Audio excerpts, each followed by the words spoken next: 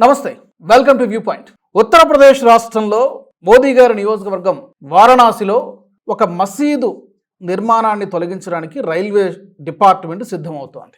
ఎందుకంటే దేశవ్యాప్తంగా మనందరికీ తెలుసు, అన్ని రైల్వే స్టేషన్లను ఆధునీకరించేటువంటి ప్రయత్నం జరుగుతుంది. ఇప్పటికే చాలా రైల్వే స్టేషన్లు ఎయిర్పోర్ట్ లాగా కనబడుతున్నాయి, మీ అందరికీ తెలిసినటువంటి విషయం. ఇప్పుడు అక్కడ ఈ కాశీ వారణాసిలో కూడా ఈ రైల్వే స్టేషన్ని ఆ సమీపంలోనే ఉంది ఒక మసీదు. ఈ స్టేషన్ని ఆధునీకరించేటువంటి ప్రయత్నంలో భాగంగా ఆ మసీదును తొలగించాల్సి ఉంటుంది. మీరు కావాలంటే దాన్ని మరొక చోట కట్టుకోండి, మేము ల్యాండ్ ఇస్తామో, లేకపోతే దానికి చర్చలు జరుగుతూ ఉన్నాయి. దీనికి సంబంధించి ఈ నెల జూన్ 13వ తారీఖున రైల్వే డిపార్ట్మెంటు ఆ మసీదు కమిటీకి నోటీసులు అంటించడం జరిగింది. వాళ్ళకి ఓరల్గా వెళ్ళి చెప్పడం కూడా జరిగింది, ఇది ఎక్స్పాన్షన్ జరుగుతోంది కాబట్టి దీన్ని మీరు మరొక చోట కట్టుకోవాల్సి ఉంటుందని చెప్పి రైల్వే డిపార్ట్మెంట్ చెప్పింది. దీనికి ఆ మసీదు కమిటీ సభ్యులు అభ్యంతరం వ్యక్తం చేశారు. ఇది ఇప్పుడెప్పుడు కాదు, ఎప్పుడో 1000 సంవత్సరాల నుంచి ఉంది, దీన్ని మేము తొలగించము, మేము చట్టపరంగా దీని మీద మేము కోర్టుకి వెళ్తామని చెప్పి వాళ్ళు మాట్లాడుతూ ఉన్నారు. సరే, ఇది మన అంతర్గత వ్యవహారం. ఈ అంశాన్ని గురించి ఉత్తరప్రదేశ్ రాష్ట్రంలో వారణాసిలో ఉన్నటువంటి ఒక మసీదు కోసము పాకిస్తాన్ ప్రెసిడెంట్ దిగొచ్చాడండి. పాకిస్తాన్ ప్రెసిడెంట్ ఆసిఫ్ అలీ జర్దారీ ఈ మసీదు గురించి మాట్లాడుతున్నాడు. భారతదేశంలో మసీదులపై దాడులు జరుగుతున్నాయి, ఈ మసీదును మనం రక్షించాలి, కాపాడాలంటూ ఆసిఫ్ అలీ జర్దారీ మాట్లాడారు. మైనారిటీ హక్కులు హరించి వేస్తున్నారని చెప్పి మాట్లాడుతున్నాడు. ఎక్కడో పాకిస్తాన్లో కూర్చున్నటువంటి ప్రెసిడెంటు మన దేశంలో ఉన్నటువంటి ఎక్కడో ఒక పెద్ద దాని చారిత్రకంగా ఒక హిస్టారికల్ ప్రాధాన్యత ఉన్నటువంటి మసీదు కూడా కాదు. వాళ్ళు చెప్పుకుంటున్నారు ఒక 1000 సంవత్సరాల నుంచి ఉందని చెప్పి. అది కూడా రైల్వే డిపార్ట్మెంట్ చెబుతుంది, అది రైల్వే భూమి, అది ల్యాండ్, అది అక్కడ కట్టేస్తుంది. బట్ స్టిల్ వాళ్ళకు కూడా డిగ్నిఫైడ్గానే చెప్పారు, మరొక చోట మీరు పెట్టుకోండి అని చెప్పి వాళ్ళకి చెప్పడం జరిగింది. సో ఇప్పుడు ఈ విషయంలో ఇంత చిన్న విషయానికి సంబంధించి పాకిస్తాన్ ప్రెసిడెంట్ ఆసిఫ్ అలీ జర్దారీ ఎందుకు మాట్లాడుతూ ఉన్నాడు? దీని వెనక ఉద్దేశం ఏంటి? మాట్లాడాల్సి ఎందుకు వచ్చింది? అసలు ఈ వివాదం ఏంటి? 1 by 1 చూద్దాం ఇవాళ మనం వ్యూ పాయింట్లో. ఇందులో రైల్వే డిపార్ట్మెంట్ ఏం చెప్తోంది? ప్రయాణికులకు సౌకర్యాలు, రహదారుల ఎక్స్పాన్షను, పార్కింగు, కొత్త నిర్మాణాల కోసం మాకు కొంత ల్యాండ్ అవసరం ఉంది. ఇది దేశవ్యాప్తంగా జరుగుతుంది, పర్టికులర్గా ఏదో ఈ మసీదును తీసేయడం కోసం మేము చేస్తున్నటువంటి ఎక్స్పాన్షన్ ఏమి కాదు, కాబట్టి దయచేసి మమ్మల్ని అర్థం చేసుకోండి, ఇది మరొక చోట పెట్టుకోండి అని చెప్పి రైల్వే డిపార్ట్మెంట్ చెప్తుంది. రెండోది, ఇది మీ స్థలం కాదు, ప్రభుత్వ స్థలము, రైల్వే డిపార్ట్మెంట్కి చెందినటువంటి స్థలం, కాబట్టి దాన్ని మీరు ఖాళీ చేయాల్సిందని చెప్పి రైల్వే డిపార్ట్మెంట్ చెబుతోంది. సో ఇక్కడ వివాదం తలెత్తింది. దీన్ని ఆ మసీదు కమిటీ చాలా తీవ్రంగా వ్యతిరేకిస్తుంది. అంజుమన్ ఇంతజామియా మసీదు కమిటీ దాని పేరు.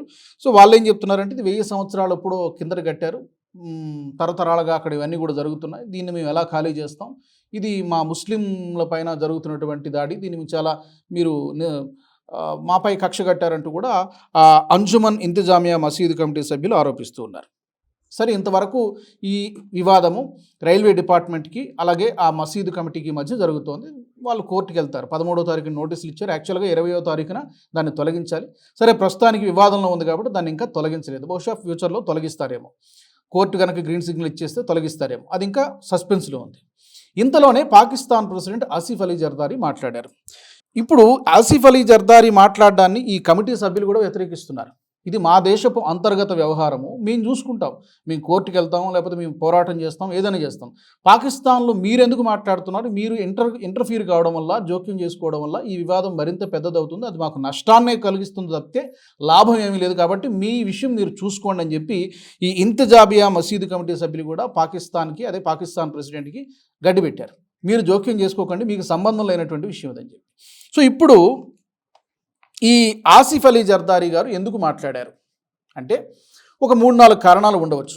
ఒకటి, పాకిస్తాన్ దేశంలో ప్రైమ్ మినిస్టర్గా ఉన్నటువంటి షహబాజ్ షరీఫ్ కానీ, ప్రెసిడెంట్గా ఉన్నటువంటి ఆసిఫ్ అలీ జర్దారీకి కానీ ఏమాత్రం ప్రాధాన్యత లేదు, ప్రయారిటీ లేదు. వీళ్ళ మాటను అక్కడ ఎవడు పట్టించుకోడు, ఎవరు దేకడు.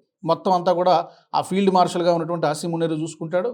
వీళ్ళని ఏదో పప్పెట్స్ లాగా వాడుకుంటాడు. నిర్ణయాధికారాలు ఉండవు, వీళ్ళకి ఏదైనా మాట్లాడే హక్కు, అర్హత ఏమీ ఉండదు. జస్ట్ లైక్ ఉన్నారా అంటే ఉన్నారా అన్నట్టుగా ఉంటుంది. సో నేను కూడా ఇక్కడ ఒకటి ఉన్నానని చెప్పడం కోసం, లేదా హెడ్లైన్స్ని గ్రాప్ చేయడం కోసం, మీడియా అటెన్షన్ గ్రాప్ చేయడం కోసం ఇలా మాట్లాడితే నాకు కొంత ప్రాచుర్యం వస్తుంది, పబ్లిసిటీ కోసం ఇదంతా మాట్లాడుతున్నాడా?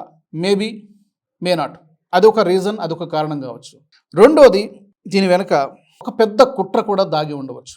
ఆయన ఏం మాట్లాడుతున్నారంటే, పాకిస్తాన్ అధ్యక్షుడు జర్దారీ ఏం మాట్లాడుతున్నారంటే, మతపరమైనటువంటి నిర్మాణాలని కూల్చేస్తూ ఉన్నారు, పర్టికులర్గా మసీదులను టార్గెట్గా చాలా రాష్ట్రాల్లో మసీదుల్ని కూల్చేస్తున్నారు, మైనారిటీ హక్కుల్ని హరించి వేస్తున్నారు, తొలగిస్తున్నారు.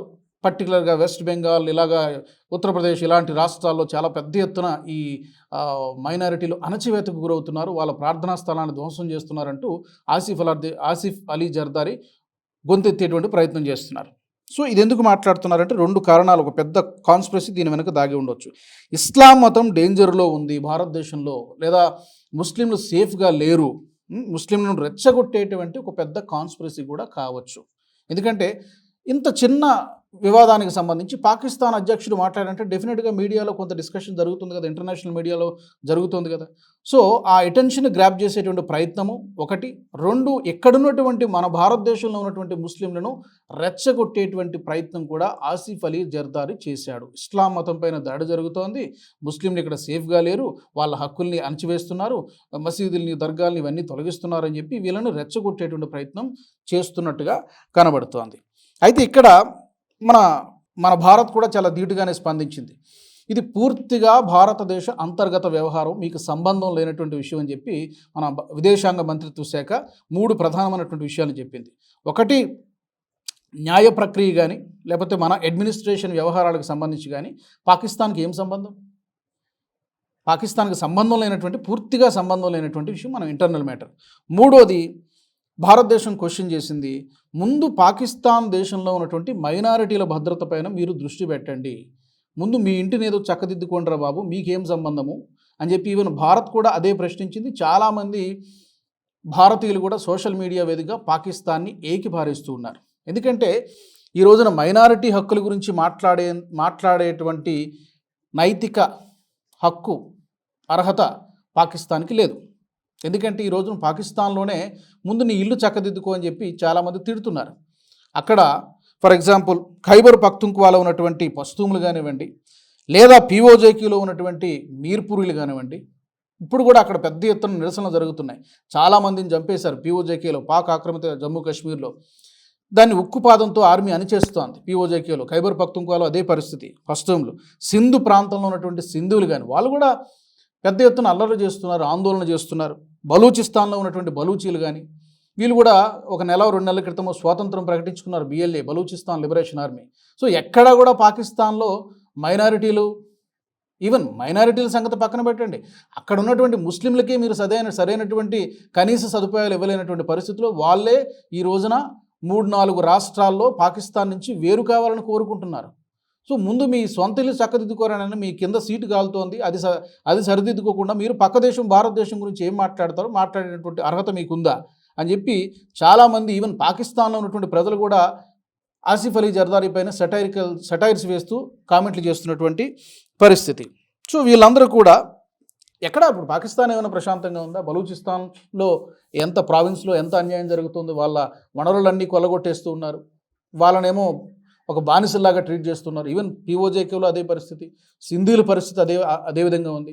ఒక పాకిస్తాన్ పంజాబ్లో ఉన్నటువంటి వాళ్ళకి మాత్రమే ఒక రాజ్యాధికారము, పొలిటికల్ ప్రయారిటీ ఇవన్నీ కూడా పంజాబ్ ఒక్కటే కాస్త బెటర్గా కనిపిస్తుంది తప్పితే మిగతా ఎక్కడ లేదు. బలూచిస్తాన్ కనుక విడిపోతే పాకిస్తాన్ సగభాగం, దాదాపు 46%, 45% భూభాగం విడిపోయినట్టే, 2 ముక్కలు అయిపోయినట్టే. సో ముందు అదేదో చక్కదిద్దుకోరా బాబు అంటూ ఆసిఫ్ అలీ జర్దారీకి చాలా గట్టిగానే కౌంటర్లు పడుతూ ఉన్నాయి. ఎంత దారుణంగా ఉంటుందంటే పరిస్థితి పాకిస్తాన్లో. ఇమ్రాన్ ఖాన్ టైంలో ఇస్లామాబాద్లో హిందువులకి ఒక్క ఆలయం కూడా లేదు క్యాపిటల్ సిటీలో, కానీ ఇమ్రాన్ ఖాన్ ఏదో మొత్తానికి ఆలోచించి కొంత స్థలాన్ని కేటాయించాడు. ఇమ్రాన్ ఖాన్ ప్రైమ్ మినిస్టర్గా ఉన్నప్పుడు 2 నెలల్లోనే తను ఇచ్చినటువంటి ఆదేశాలను వెనక్కి తీసుకున్నాడు. ఎందుకంటే అతని మీద అంత ఒత్తిడి వచ్చింది. 2 నెలల్లోనే వెనక్కి తీసుకున్నాడు. అండ్ ఈ మధ్యకాలంలో పంజాబ్లో ఒక ప్రయత్నం జరిగింది. అదేంటంటే ఒక 15 ప్రాంతాలకి, కూడళ్ళకి కూడా పేర్లు మార్చాలి, భారత మూలాలు కలిగినటువంటి పేర్లు, సిక్కు మూలాలు కలిగినటువంటి పేర్లు, లక్ష్మీ చౌక్ అని ఇట్లా కొన్ని హిందూ పేర్లు పెట్టడానికి అక్కడ పంజాబ్ ప్రభుత్వం ప్రయత్నం చేసింది, నిర్ణయం కూడా తీసుకుంది. కానీ వెంటనే 10 రోజుల్లోనే ఆ నిర్ణయాన్ని మళ్ళీ ఉపసంహరించుకుంది. తాత్కాలికంగా దీన్ని ఆపేస్తున్నామని చెప్పి ప్రకటించడం జరిగింది. ఎందుకంటే అక్కడున్నటువంటి మతోన్మాద సంస్థలు, ఉగ్రవాద సంస్థలు బెదిరించడం మొదలుపెట్టాయి. ఇది పాకిస్తాన్ దేశము, ఇక్కడ మీరు హిందువుల పేర్లు మన ప్రాంతాలకి లేకపోతే మన వీధులకు, మన కూడళ్లకు ఎలా పెడతారు? అలా పెడితే కనుక మేము మేము ధ్వంసం చేస్తాం, వాటిని పేల్చేస్తాం, అక్కడ ఉన్నటువంటి బాంబు దాడులు చేస్తామని చెప్పి రకరకాలుగా బెదిరించి ఆ ప్రయత్నాన్ని కూడా విరమింపు చేశాయి. సో మైనారిటీల హక్కుల గురించి ఏం మాట్లాడుతుంది పాకిస్తాన్? ఎంతమంది మైనారిటీలను చంపేశారు? పాకిస్తాన్ సెపరేట్ అయిన తర్వాత ఎంతమంది హిందూ జనాభా పాపులేషన్ ఉండేది, ఈరోజు ఎంత పర్సెంటేజ్ ఉంది? చాలా దారుణంగా పడిపోయింది. ఏమయ్యారు వీళ్ళందరూ? మరి చనిపోయారు కొంతమందిని బలవంతంగా కన్వర్ట్ చేసేశారు, కొంతమందికి ఎక్కడెక్కడో వలసపోయినటువంటి వాళ్ళు ఉన్నారు. సో అది మైనారిటీల పరిస్థితి పాకిస్తాన్లో. ఇది పాకిస్తాన్ అడగాల్సినటువంటి ప్రశ్నలు. ఇక మందిరాల గురించి మాట్లాడుతున్నారు. ఎన్ని హిందూ మందిరాలు గత 75-76 సంవత్సరాల్లో పాకిస్తాన్ కూల్చేసింది? ఎన్ని వందల సంఖ్యలో శిథిలావస్థకు చేరుకున్నాయి. కొన్ని ఇస్లామాబాద్లో ఒక్కటి కూడా కనబడదు ఎక్కడ కూడా. కొన్ని శిథిలావస్థకు చేరుకున్నాయి, మరికొన్ని అయితే గొడ్ల చావడ్లుగానో లేకపోతే బాత్రూమ్ లాగా వాటిని ఉపయోగిస్తున్నటువంటి దయనీయమైనటువంటి పరిస్థితి. ఎవరైనా హిందూ కనుక పొరపాటున అక్కడికి వెళ్తే వాటిని చూసి కడుపు దరుక్కుపోతుంది, కన్నీరు వస్తుంది. అంత దయనీయమైనటువంటి పరిస్థితి అక్కడ హిందూ దేవాలయాల పరిస్థితి. అలాంటి పాకిస్తాన్ దేశానికి చెందినటువంటి అధ్యక్షుడు ఆసిఫ్ అలీ జర్దారీ మన దేశంలో ఉన్నటువంటి యూపీలో ఉన్నటువంటి మసీదు గురించి మాట్లాడతాడా? ఇది కేవలం ఇక్కడ ఉన్నటువంటి ముస్లింలను రెచ్చగొట్టేటువంటి ఒక కుట్రగానే మనం దీన్ని చూడాలి. లేదా తనకేదో ఒక ప్రయారిటీ కావాలి, ఎంతసేపు షహబాజ్ షరీఫే హెడ్లైన్స్లో కనబడుతున్నాడు, ఆసిముని హెడ్లైన్స్లో కనబడుతున్నాడు, నన్ను ఎవడో పట్టించుకోడా అనేటువంటి ఒక దుగ్ధ కూడా కావచ్చు. ఇంతకంటే ఇంతకు మించి వేరే కారణాలు ఏమి కనబడడం లేదు. మరి ఇక్కడ ముస్లింలు కూడా ఆలోచించుకోవాల్సినటువంటి అవసరం ఉంది. పాకిస్తాన్లో ఉన్నటువంటి ఇతను మన గురించి అఫ్కోర్స్ ఈ కమిటీ మసీదు కమిటీ అయితే దీనికి గట్టిగానే కౌంట్ ఇచ్చింది, మీరు ఇన్వాల్వ్ కాకుండా అని చెప్పి ఆసిఫ్ అలీ జర్దారీకి మూతోడు జవాబు అయితే ఇచ్చారు. వాళ్ళు మాత్రమే కాదు, ఎక్కడ మన దేశంలో ఇలాంటి అంతర్గత వ్యవహారాలు వచ్చినప్పుడు మన దేశంలో ఉన్నటువంటి ముస్లిం సమాజం కూడా ఆలోచించాల్సినటువంటి అవసరం ఉంది. ఇది మన దేశం అనేటువంటి భావన ఇక్కడ ఉన్నటువంటి వాళ్ళకి ఉండాలి. వేరే పక్కవాడు వచ్చి మనల్ని రెచ్చగొడుతున్నటువంటి భావన వాళ్ళకి ఆ స్పృహ ఉన్నప్పుడు డెఫినెట్గా ఈ రెచ్చిపోవడాలు, కమ్యూనల్ టెన్షన్స్ ఉండవు. మరి మీకేమనిపిస్తుంది ఈ అంశానికి సంబంధించి? తప్పకుండా మీ అభిప్రాయాలను కామెంట్ సెక్షన్లో పెట్టండి. వచ్చే ఎపిసోడ్లో మనం మరొక టాపిక్తో మీ ముందుకు వస్తాను. జై హింద్. ఈ వీడియో మీకు నచ్చినట్టయితే లైక్ చేయండి, 10 మందికి షేర్ చేయండి. అలాగే కామెంట్ల రూపంలో మీ అభిప్రాయాలను మాతో పంచుకోండి. Nationalist hub group of channels ను సబ్స్క్రైబ్ చేసుకుని తెలుగునాట జాతీయవాద జర్నలిజాన్ని ప్రోత్సహించండి. ఈ వీడియో కింద ఉన్న బెల్ ఐకాన్ పై క్లిక్ చేయడం మర్చిపోవద్దు.